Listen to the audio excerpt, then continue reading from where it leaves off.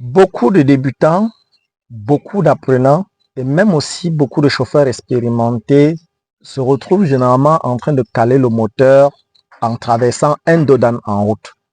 Alors, on avait plutôt l'habitude de croire que c'est plutôt les chauffeurs expérimentés qui ne calaient pas le moteur en traversant un dodan. Non, même beaucoup de chauffeurs expérimentés calent le moteur sur les dodans. Ceci est dû à une mauvaise préparation ou à une mauvaise identification du dodan qui se trouvait en route.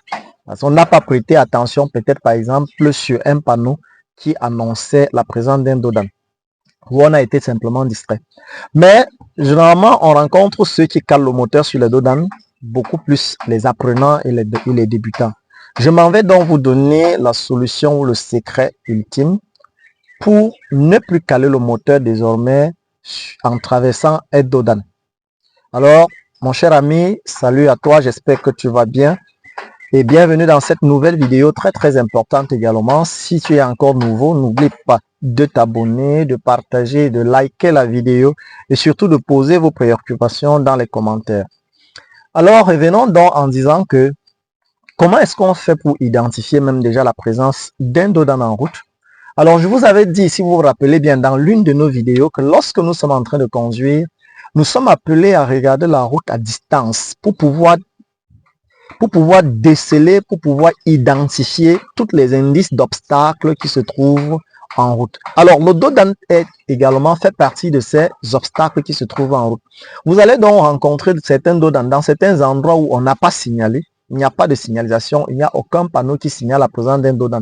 Là, vous êtes simplement appelé à regarder, à être vigilant et à regarder la route à distance et de vous préparer à aborder ou à traverser ce dodan en toute sécurité, sans difficulté. Alors, vous aurez maintenant d'autres endroits, surtout en agglomération ou hors agglomération, que vous aurez deux panneaux qui signalent la présence d'un dodan. Alors, le premier panneau, c'est lequel? C'est un panneau de danger qui signale avec l'indice de dodan ou un ralentisseur à l'intérieur qui signale la présence d'un dodan. Lorsque ce panneau de danger est placé en agglomération, on doit encore parcourir entre 30 à 50 mètres pour rencontrer d'où se trouve exactement le dodan. Lorsque ce panneau de danger également, qui porte l'indice ou la signification du dodan ou le schéma du dodan, se place hors agglomération, alors vous aurez encore entre 100 à 150 mètres pour atteindre d'où se trouve le dodan. Alors, cette distance ou ce signal avancé vous permet déjà de vous préparer, de commencer à réduire votre vitesse afin de mieux aborder votre client. Ceci, c'est très important. Alors, après le panneau de danger, on va également rencontrer un autre deuxième panneau d'indication. Et ceci avec également le schéma du dodan à l'intérieur, couleur bleue. Ce panneau d'indication se place généralement à l'endroit même où se trouve le dodan, sur le dodan exactement. Alors, si vous repérez premièrement un panneau de danger qui annonce la présence de dodan, vous devez également rencontrer un autre panneau d'indication qui se trouve net à l'endroit où se trouve le dodan. Alors, comment est-ce que nous allons faire pour mieux aborder le dodan? Prenons déjà le cas sur une montée. Prenons le cas où vous êtes en train de grimper une colline et il se trouve qu'il y a un dodan à cet endroit-là. Alors, qu'est-ce qu'il faut faire? Toi, le chauffeur, toi, l'apprenant, tu es en train de rouler, il faut déjà commencer par identifier la signalisation qui annonce la présence d'un dodan et tu commences à te préparer psychologiquement à changer ta vitesse ou à rétrograder le véhicule. Tu vas donc continuer à conduire jusqu'à ce que le dodan va se retrouver à moins de 10 mètres devant vous. Vous allez tout simplement appuyer la pédale d'embrayage et changer rapidement la vitesse, rétrograder pour revenir à la première vitesse. Une fois que vous avez activé la première vitesse, levez le pied sur la pédale d'embrayage totalement, mais ne levez pas brutalement. Levez le pied progressivement sur la pédale d'embrayage et comme c'est sur une côte, continuez à accélérer progressivement votre véhicule. N'agressez pas l'accélérateur, mais touchez légèrement l'accélérateur et la voiture va avancer. Lorsque vous arrivez net là où il y a le dodan, ne cessez pas d'accélérer, n'enlevez pas le pied sur la pédale d'accélérateur. Touchez plutôt, continuez à accélérer, mais pas de manière brute, votre pédale d'accélérateur et vous allez voir comment votre véhicule va traverser le dodan en toute tranquillité. Une fois que vous avez traversé le dodan, vous pourrez maintenant accélérer, continuer à accélérer un peu plus vite. Exercer une pression de plus sur la pédale d'accélérateur. Si l'endroit vous permet de passer la deuxième vitesse, alors vous allez accélérer comme ça, lancer le véhicule et passer la deuxième vitesse. Deuxième étape maintenant, c'est la présence d'un dodan qui peut se retrouver sur un terrain plat. Alors, si vous rencontrez, vous êtes en train de conduire et que vous identifiez la signalisation qui annonce un dodan sur un terrain plat, voici le secret, ce qu'il faut faire pour ne pas caler le moteur. Alors, une fois que vous avez repéré le dodan, qu'est-ce qu'il faut faire? Commencez déjà à vous préparer psychologiquement à rétrograder votre véhicule pour revenir en première vitesse. Une fois que vous êtes préparé psychologiquement et que vous serez à moins de 10 mètres du dodan, appuyez simplement la pédale d'embrayage et revenez ou rétrogradez votre véhicule en première vitesse. Et lorsque vous avez rétrogradé le véhicule en première vitesse, libérez progressivement le pied sur la pédale d'embrayage totalement.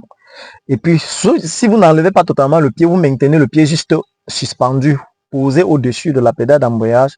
Et puis, vous pouvez cesser d'accélérer. Puisque c'est sur un terrain plat, la voiture peut continuer à rouler toute seule, puisque vous êtes en première et que vous avez levé la pédale d'embrayage.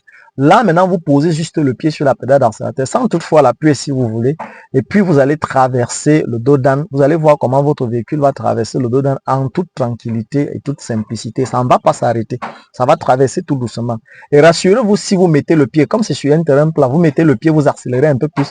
Vous allez plutôt bondir de manière brusque sur la pédale d'embrayage, ce qui pourrait, par exemple, endommager le bas de votre véhicule ou les amortisseurs, ou ça peut également frapper le carter qui porte l'huile moteur en bas et peut également causer des dégâts en bas de votre véhicule. Alors, le dodan est fait pour ralentir le véhicule et rouler et traverser de manière douce, de manière lente.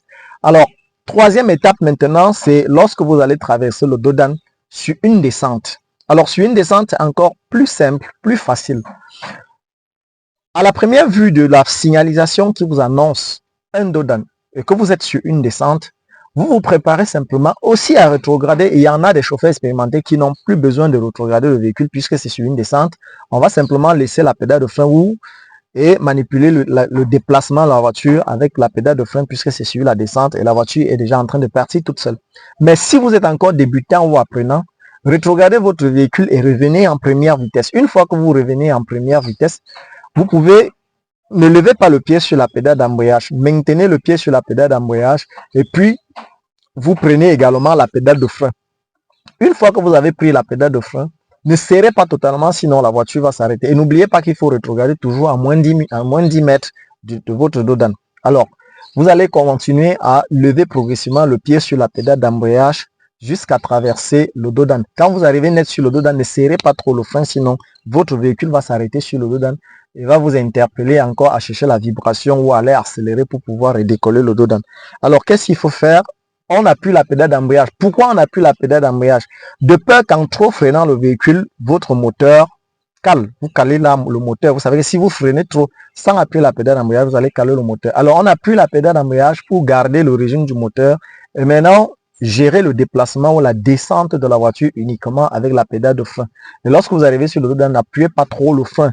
Laissez libérer un peu la pédale de frein pour permettre à la voiture de traverser le dodan en toute simplicité. Et une fois que vous avez traversé totalement le dodan, vous pouvez lever le pied sur votre pédale d'embrayage et laisser également la pédale de frein. Allez continuer à accélérer si c'est sur une descente, si vous voulez accélérer pour changer la vitesse, passer à la deuxième vitesse, ou si c'était également sur un terrain plat, il fallait continuer à accélérer pour changer la vitesse. Alors mes chers amis, j'espère que vous avez suivi cette vidéo jusqu'à la fin. J'espère que vous avez aimé. J'espère que cette vidéo vous a également plu et je vais simplement vous dire rendez-vous à la prochaine vidéo.